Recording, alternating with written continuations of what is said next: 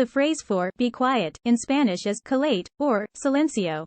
Callate is the more direct and colloquial way to tell someone to be quiet, similar to saying, shut up, in English. It's often used among friends or in a casual setting, but it can be seen as impolite or rude in certain contexts.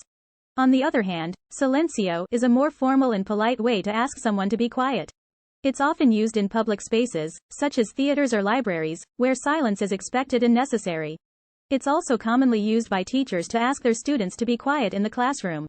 When using these phrases, it's important to consider the tone and context in which they are being used.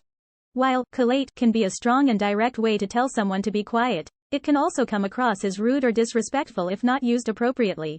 Similarly, silencio may be more polite and formal, but it may not be effective in situations where immediate silence is required. So next time you need to ask someone to be quiet in Spanish, consider which phrase is most appropriate for the situation and use it with the appropriate tone and context. Hey there, fellow language learners. Are you enjoying this video and finding it helpful? If so, don't forget to hit that subscribe button.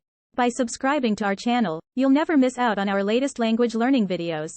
Also check out description pages to check out some amazing books which will help you learn Spanish.